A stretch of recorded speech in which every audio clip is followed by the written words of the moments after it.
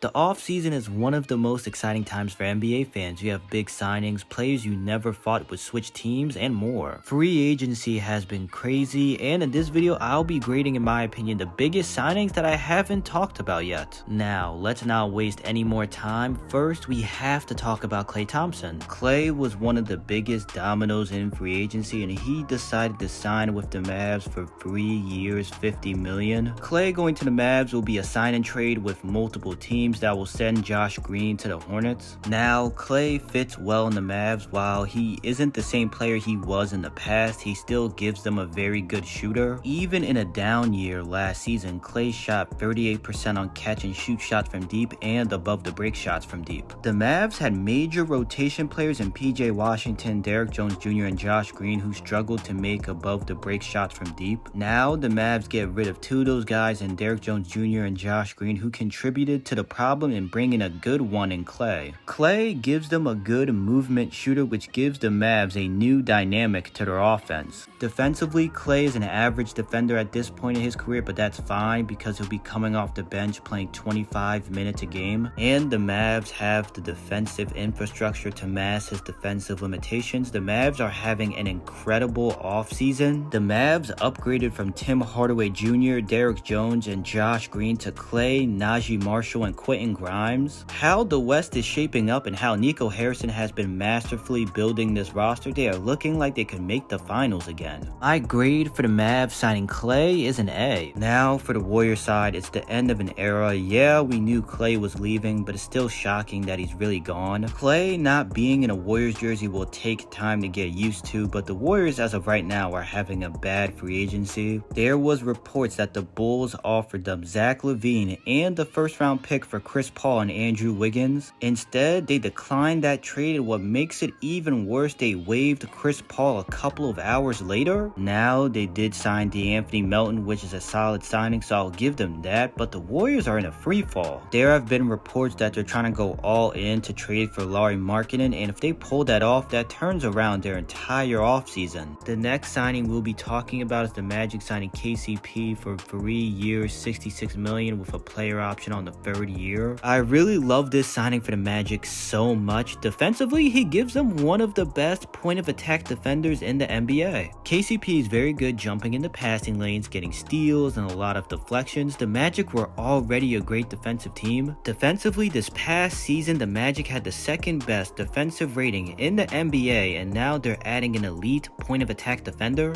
Teams trying to score on a starting lineup of Suggs, KCP, Paolo, Franz, and Wendell Carter Jr. is about to be hell. Not to mention you have one of the best defenders in the NBA with Jonathan Isaac coming off the bench. Now offensively, the Magic really needed shooting from deep, and KCP fits in seamlessly. He's great shooting from deep off the catch, which is shown since in the past 2 seasons he shot 40% and 44% on free attempts per game on catch and shoot threes, and in the past 2 seasons on shots from deep where the defender was 6+ feet away or he was wide open, he shot 44% and 45% on 2 attempts a game. He's going to be getting open looks, benefiting off the defensive attention Paolo and Franz will receive. Not to mention, KCP gives him a vet with championship experience that he can teach to this young team. I have no questions about KCP's fit on the Magic. He is legit a perfect fit for this team. Now, where does this put them in the East? They are still for sure not better than the Celtics, Knicks, and Sixers, but I can see them making the second round this season, and depending if Paolo takes the leap and Franz's outside shot gets back to how it was before this past season, they could push one of the Knicks or the Sixers to 7 games, but that's probably it. I would grade the Magic signing KCP an A+,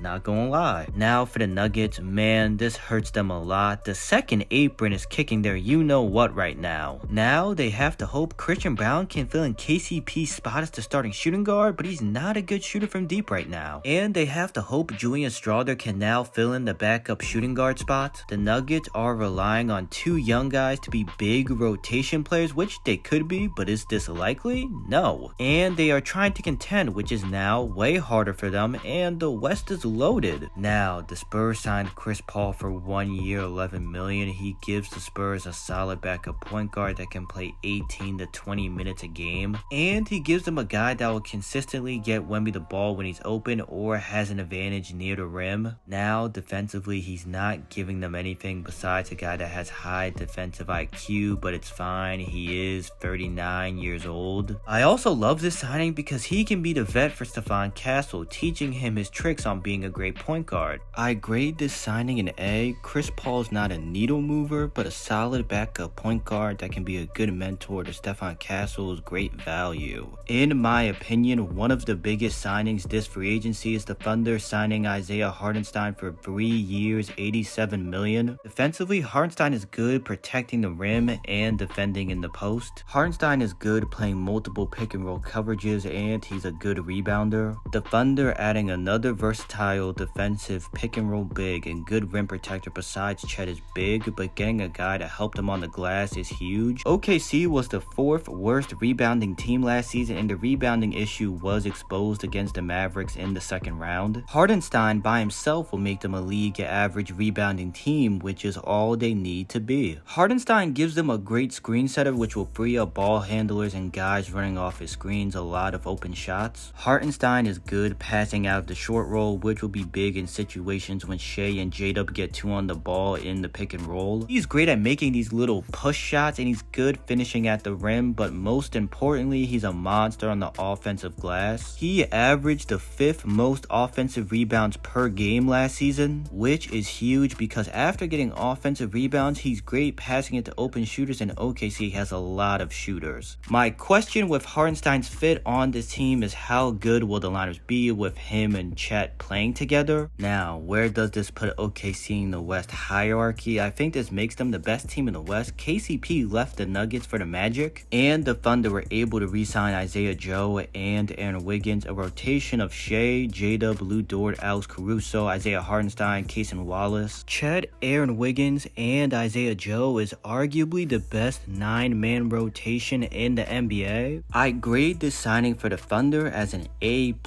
Now for the Knicks, it sucks losing Hartenstein, but it was likely after trading for Mikal Bridges and giving OG the contract they did. Now, Najee Marshall to the Mavericks for 3 years, $27 million. To be honest, I thought the Mavs would bring Derrick Jones Jr. back, but instead they signed his replacement. Najee is a good point of attack defender, but what makes him an upgrade over Derrick Jones Jr. is he's a better shooter from deep. Last season on catch and shoot shots from deep and shots from deep when the nearest defender was 6+ feet away or he was wide open, Najee shot 40%, while Derrick Jones Jr. shot 35% in the same categories. I grade this signing an A+ for the Mavs. Speaking of Derrick Jones Jr., he signed with the Clippers for 3 years, $30 million, taking Paul George's spot, and I think the signing is okay. He gives the Clippers the player they can have on the other team's best perimeter player besides Terrence Mann, and he gives them vertical spacing. Yes, the shooting from deep is inconsistent, but if he's serviceable, that's all you need from him. Yes, the Clippers are still a sinking ship,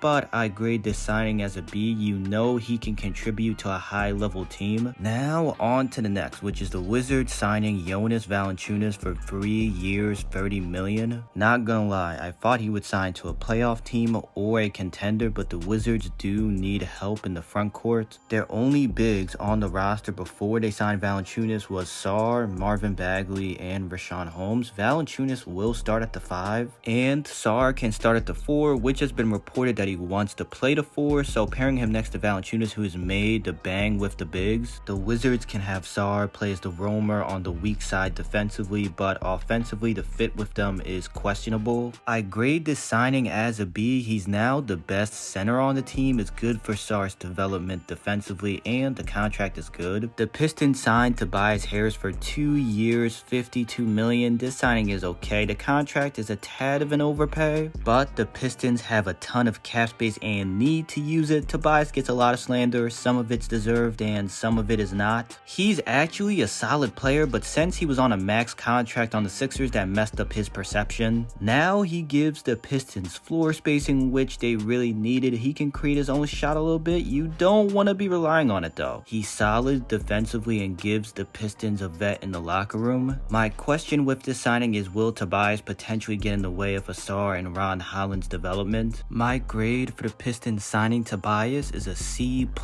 Man, if you still here right now, I appreciate you watching this video. Let me know in the comments your favorite signing and the least favorite signing from free agency. See you on the next one.